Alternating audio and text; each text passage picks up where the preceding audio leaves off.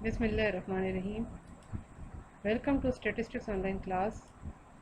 Today's topic is arithmetical mean for group data in the form of class interval. आज हम जो arithmetical mean का question solve करेंगे वो ग्रुप डेटा के लिए ही है, लेकिन यहाँ पे जो ग्रुप डेटा है वो क्लास इंटरवल की फॉर्म में गिवन है, यानी कि एक्स की वैल्यूज़ गिवन नहीं बल्कि यहाँ पे जो वैल्यूज़ गिवन हैं वो क्लास इंटरवल में दी हुई हैं, जैसे 0 to 4, यानी इसमें 0 की वैल्यू भी आ रही है, 1 की वैल्यू भी आ रही है, 2 की, 3 की एंड 4 तक ये वैल्यूज़ जा रही हैं। तो इसको कहते हैं क्लास इंटरवल। इसी तरह से जो नेक्स्ट है उसमें 5 to 9 है, फिर 10 to 14 and 15 to 19 and last में 20 to 24। तो इसको कहते हैं क्लास इंटरवल। जब हमारे पास अरिथमेटिकल मीन का क्वेश्चन क्लास इंटरवल की फॉर्म में आ जाए तो उसके लिए हमें कौन कौन से फार्मूलाज अप्लाई करने हैं और इसको किस तरह से सॉल्व करना है, ये इंशाल्लाह आज के लेक्चर में हम सीखेंगे। इसमें सेम अरिथमेटिकल मीन के वही फार्मूलाज यूज़ होंगे जो हमने ग्रुप डेटा के लिए किए थे, जिसमें एक्स की वैल्यूज़ गिवन थी। तो डायरेक्ट मेथड का वही फार्मूला है, इसी तरह इनडायरेक्ट और स्टेप डेविएशन की भी सेम फार्मूलाज रहेंगे। अब हम इसका सोल्यूशन करते हैं क्वेश्चन का। सबसे पहले आपने एक टेबल बना लेना है और एक ही टेबल में हम तमाम वैल्यूज सॉल्व कर कर और उसके बाद हम उससे सोल्यूशन लेंगे। इस दफ़ा हम अलग अलग टेबल्स नहीं बनाएंगे। एक तो आपको ये मेथड आ जाएगा कि पेपर में अगर एक या दो मेथड आपको दिए जाएं कि आप इससे सॉल्व करें तो वो आपको एक ही टेबल में उसकी वैल्यूज़ किस तरह से कैलकुलेट करनी है वो भी इंशाल्लाह आप सीख जाएंगे। तो चलिए स्टार्ट करते हैं सोल्यूशन। तो सोल्यूशन में सबसे पहले क्लास इंटरवल्स की वैल्यूज़ आपने लिख लेनी है। हमें जो वैल्यूज़ गिवन है क्वेश्चन में 0 to 4, 5 to 9, 10 to 14, 15 to 19 and last है 20 to 24। इसके साथ ही हम एक कॉलम यहाँ पर छोड़ भी सकते हैं ताकि हम एक्स की वैल्यूज़ कैलकुलेट करें और साथ हम फिर नेक्स्ट कॉलम में फ्रीक्वेंसी की वैल्यूज़ लिख लेंगे ताकि इससे हमारा जो है ना सिस्टमेटिकली क्वेश्चन सॉल्व हो जाए। एफ है 1, 2, 5, 3 एंड 1। अब x की वैल्यूज़ आपने यहाँ पर किस तरह से कैलकुलेट करनी है। इसमें होता ये है कि x की वैल्यूज़ कैलकुलेट करने के लिए हमें इन दोनों वैल्यूज़ की मिड वैल्यू चाहिए होती है। तो उसके लिए हम क्या करते हैं, हम करते हैं 0 + 4, दोनों वैल्यूज़ को ऐड किया, अपर और लोअर लिमिट, ये अपर लिमिट है और ये 0 लोअर लिमिट है, इन दोनों को ऐड किया और डिवाइड बाई 2 कर दिया। तो 4 + 0 4 हो गया, 4 डिवाइड बाई 2, तो यहाँ पर वैल्यू आ जाएगी 2। इसी तरह से नेक्स्ट वैल्यू है उसमें हम 5 + 9 करेंगे डिवाइड बाई 2, तो 5 + 9 जो होता है वो 14 बन जाता है, 14 डिवाइड बाई 2 तो हमारे पास वैल्यू आ जाएगी 7। इसी तरह से 100 यहाँ पर भी एक्स में इसको लिखने की ज़रूरत नहीं होती, एक दो मैंने आपको सॉल्व करके बता दिया। नेक्स्ट जो है वो मैं साथ ही लिख देती हूँ, सिर्फ वैल्यूज़ जो हमारे पास आंसर आ रहे हैं। 10 + 14 तो 24, 24 डिवाइड बाई 2 तो आ जाएगा 12। इसी तरह 15 + 19 तो यह आ जाएगा हमारे पास 34, 34 डिवाइड बाई 2 तो 17 आ जाएगा। इसी तरह से 20 + 24 को ऐड किया तो हमारे पास आ गया 44 डिवाइड बाई 2 तो आ जाएगा 22। तो ये आप कैलकुलेटर से इजीली कर सकते हैं और अगर आपका मैथ अच्छा है तो ये बहुत इजी है, इसकी कैलकुलेशन कैलकुलेटर के बगैर भी हो सकती है। अब हमें अरिथमेटिकल मीन का डायरेक्ट जो मेथड है, इस दफ़ा मैं लिख नहीं रही, सिर्फ फार्मूलाज लिख रही हूँ। वो अगर आपको समझ ना हो कि कौन सा फार्मूला किसका है तो यहाँ पर भी मैंने फार्मूलाज मेंशन कर दिए, इस लेक्चर में भी, इससे प्रीवियस लेक्चर में भी आप देख सकते हैं, वहाँ मैंने अलग अलग फार्मूलाज बताए हैं। F x divide by summation F, ये फार्मूला है डायरेक्ट मेथड का। अब हमें इस फार्मूले में एफ एक्स चाहिए तो एफ और एक्स को हम मल्टीप्लाई कर लेते हैं, तो एफ इंटू एक्स, तो यहाँ पे 2 1s are 2, 7 2s are 14, 12 5s are 60, 17 3s are 51 and 21 into 2 करेंगे तो 22 आ जाएगा। अब इन तमाम वैल्यूज़ को जब आप ऐड करेंगे कैलकुलेटर की हेल्प से तो ये आ जाएगा 149। अब समीशन एफ एक्स हमारे पास आ गया 149 और अब हमें चाहिए समीशन एफ़ की वैल्यू। तो एफ़ की वैल्यूज़ को ऐड कर लेते हैं। तो इन तमाम वैल्यूज़ को ऐड करने से हमारे पास आ जाएगा 12। आपको पता है ये जो होता है इनका प्लस करना वो इसका समीशन होता है।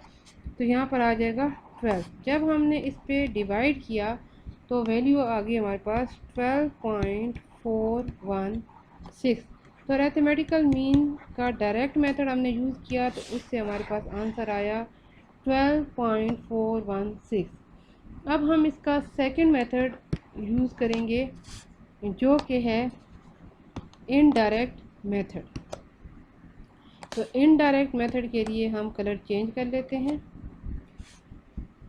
Arithmetical mean for indirect method आपको पता है इसमें होता है A plus summation F D x divide by summation F, और यहाँ हम ब्रैकेट लगा लेते हैं अपनी आसानी के लिए ताकि हमसे मिस्टेक ना हो। अब सबसे पहले हमें dx की वैल्यू फाइंड आउट करनी है। dx किसके इक्वल होता है ये हमें पता होना चाहिए। प्रीवियस लेक्चर में मैंने बहुत डिटेल्स में बताया है, तो अगर किसी को यहाँ पर समझना है तो वो इससे प्रीवियस लेक्चर देख सकता है। तो यहाँ पर आ जाएगा dx is equal to x minus A, यानी कि x की हर वैल्यू में से हम a को सब्ट्रैक्ट करेंगे। और ए क्या है, एक ए हमारे पास हमने जो खुद से वैल्यू एज्यूम की होती है वो होती है, या इसको प्रोविजनल मीन भी बोला जाता है। तो यहाँ पर हम ए ले लेते हैं 12 जो कि एक्स की वैल्यू में से एज्यूम किया जाता है, ये भी याद रखिएगा, ना कि आप एफ़ की वैल्यूज़ में से लें। तो एक्स की वैल्यूज़ में से हमने एज्यूम कर लिया ए जो कि 12 है। अब हमने फर्स्ट एक्स की वैल्यू क्या है 2 से हमने सब्ट्रैक्ट करना है 12 को, तो ये आ जाएगा -10। इसी तरह से जब हम 7 में से माइनस करेंगे 12 तो आ जाएगा -5। ये भी आप डायरेक्ट लिखते हैं। तो 12 में से 12 को करेंगे 0 आ जाएगा। 17 में से 12 को माइनस करेंगे तो 5 आएगा। इसी तरह से 22 से जब हम माइनस करेंगे 12 को तो 10 आ जाएगा। हमें यहाँ पर dx नहीं चाहिए बल्कि हमें fdx चाहिए, क्योंकि इसका हमें यहाँ पर समीशन लेना है। तो हम f को dx से मल्टीप्लाई, तो फर्स्ट वैल्यू जो है वो है -10 और f की वैल्यू है 1। तो -10 को जब 1 से मल्टीप्लाई किया जाएगा तो ये आ जाएगा -10। इसी तरह से सेकंड वैल्यू 2 और dx की वैल्यू है -5, तो -5 को 2 से करेंगे तो ये भी -10 ही आ रहा है।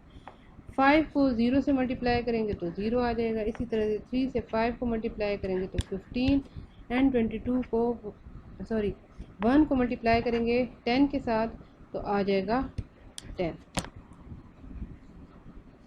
अब हमने इन सब को ऐड कर लेना है। अगर आप यहाँ पे पॉजिटिव वैल्यूज़ को अलग से ऐड करें और नेगेटिव को अलग से, और पॉजिटिव में से नेगेटिव को सब्ट्रैक्ट करें तो तब भी आप आंसर ला सकते हैं, या डायरेक्ट आप कैलकुलेटर में वैल्यूज़ ऐड कर सकते हैं। तो यहाँ पे मैं आपको ये मेथड भी सिखा देती हूँ। 15 और 10 को ऐड किया तो 25, -10 और -10 को ऐड किया तो -20। 25 से जब हम -20 करेंगे तो हमारे पास रह जाएगा 5। तो यहाँ पे समीशन fdx 5 आ गया। अब हम इसको फार्मूले में पुट कर लेंगे। a की वैल्यू है 12 जो कि हमने एज्यूम की थी। समीशन fdx हमारे पास आया है 5 और समीशन f की वैल्यू है 12। अब हमने 5 डिवाइडेड बाय 12 करना है। ब्रैकेट में इसलिए लगाती हूँ ताकि स्टूडेंट से यहाँ पे मिस्टेक ना हो, वो पहले ए के साथ समीशन एफ डी एक्स को ऐड कर देते हैं और बाद में समीशन एफ पे डिवाइड करते हैं, जो कि गलत होता है, इसलिए ब्रैकेट ज़रूर लगाएं। अब हम इसको डिवाइड कर देते हैं 5 डिवाइड बाई 12 तो आ जाएगा 0.416। इसको जब हम 12 के साथ ऐड करेंगे तो ये आ जाएगा 12.416। तो आप देखें हमने इनडायरेक्ट मेथड यूज़ किया, ये जिसको शॉर्टकट भी बोलते हैं, तो उससे भी अरिथमेटिकल मीन सेम आया। अब हम लास्ट मेथड यूज़ करेंगे जिसको हम बोलते हैं स्टेप डेविएशन मेथड। तो स्टेप डेविएशन से भी हम इसको सॉल्व करते हैं और देखते हैं कि क्या आंसर आता है, सेम आंसर आता है कि नहीं आता, क्योंकि अरिथमेटिकल मीन का कोई भी फार्मूला यूज़ करें सेम ही आपके पास आंसर आना चाहिए। तो थर्ड स्टेप डेविएशन मेथड, इसका फार्मूला लिख लेते हैं। Arithmetical mean is equal to a plus summation F D x bar divided by summation F, और इसको हमें मल्टीप्लाई करना है h के साथ भी। h होता है डिफरेंस बिटवीन टू लिमिट्स। तो फॉर दिस केस हमने देखना है कि दो लिमिट्स के दरमियान क्या डिफरेंस है। तो देखें 2 और 7 के दरमियान भी 5 का डिफरेंस है, 7 और 12 के दरमियान भी 5 का डिफरेंस है, 12 to 17 भी 5 का डिफरेंस है, और 22 और 17 के दरमियान भी 5 का डिफरेंस है। अगर डिफरेंस सेम होगा तो तभी हम ये अप्लाई कर सकते हैं, अदरवाइज़ फिर ये फार्मूला यूज़ ही नहीं किया जा सकता। तो अब हमें, क्योंकि हम डी एक्स कैलकुलेट कर चुके हैं, ओनली हमें डी एक्स बार कैलकुलेट करना है। तो डी एक्स बार का फार्मूला है D x divided by H. For this case जो इन क्लासेस के दरमियान जो डिफरेंस आ रहा है, तो दिस केस एच हमारे पास है 5, क्योंकि तमाम क्लासेस में डिफरेंस जो है वो 5 का आ रहा है। तो हम 5 पर डी एक्स को डिवाइड करते जाएंगे। डी एक्स की फ़र्स्ट वैल्यू है -10, तो -10 को 5 पे डिवाइड करेंगे तो -2 आ जाएगा। -5 को 5 पे डिवाइड करेंगे तो -1, 0 को तो किसी नंबर पे भी डिवाइड करेंगे 0 ही आता है। इसी तरह से फिर 5 है तो 5 को डिवाइड करेंगे 5 पर तो 1 आ जाएगा, 10 को 5 पे डिवाइड करेंगे तो 2 आ जाएगा। लेकिन यहाँ पर हमें चाहिए समीशन एफ डी एक्स बार। तो इस डी एक्स बार को हम एक दफ़ा फिर से एफ़ के साथ मल्टीप्लाई करेंगे तो आ जाएगा एफ डी एक्स बार। तो फर्स्ट वैल्यू है -2 और यहाँ है 1, तो ये आ जाएगा -2। 2 को मल्टीप्लाई करेंगे -1 के साथ तो आ जाएगा -2। इसी तरह से 5 को 0 से मल्टीप्लाई करेंगे 0 आ जाएगा। 3 को मल्टीप्लाई करेंगे 1 के साथ तो आ जाएगा 3। 1 को मल्टीप्लाई करेंगे 2 के साथ तो 2 आ जाएगा। For this case positive values को अगर ऐड किया जाए तो ये 5 आ रही हैं, और इसको किया जाए तो ये -4। 5 में से -4 को सब्ट्रैक्ट करें तो आंसर आ जाएगा 1। अब वैल्यूज़ को पुट कर देते हैं। फॉर दिस केस भी ए हमारे पास क्या है 12 plus summation F D x बार है 1, और समीशन एफ 12 मल्टीप्लाई करना है डिफरेंस के साथ तो वो है 5। दोबारा से अगर आप देखें तो ये हमारे पास आ जाएगा 12 प्लस 5 डिवाइड बाई 12। तो 5 डिवाइड बाई 12 करेंगे तो आप यहाँ पर एक स्टेप ज़्यादा कर लें, 5 डिवाइड बाई 12। तो दोबारा से जब आपके पास वही वैल्यू आ जाएगी तो आपने डिवाइड किया तो 0.416 आ जाएगा। तो ये आ गया ऐड करने से 12.416। तो देखिए हमने तीनों मेथड्स अप्लाई किए और तीनों मेथड से हमारे पास सेम रिज़ल्ट आया।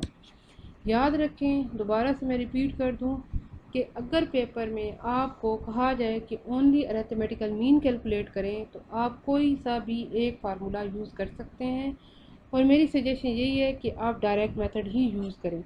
लेकिन अगर पेपर में ये गिवन हो कि calculate arithmetical mean with indirect जो शॉर्टकट मेथड, तो तब आप शॉर्टकट से करें। अगर वो केस स्टेप डेविएशन से करें तो तभी आप स्टेप डेविएशन अप्लाई करें। बाकी अगर आपकी चॉइस हो तो आपको डायरेक्ट मेथड ही यूज़ करना चाहिए। तो इंशाल्लाह आपको क्लियर हो गया होगा। अगर इसमें कुछ आपको समझ ना आई हो तो आप प्रीवियस लेक्चर जो है वो मैं डिस्क्रिप्शन में डाल दूँगी, आप उसको देख लें, आपको क्लियर समझ आ जाएगी। बाकी सिर्फ इसमें हमने एक जो एक्स्ट्रा काम किया वो यही था कि एक्स की वैल्यूज़ कैलकुलेट की थी, बाकी वही मेथड था हमारे पास। इंशाल्लाह नेक्स्ट लेक्चर में हम कैलकुलेट करेंगे geometric mean for ungroup data. Thanks for watching.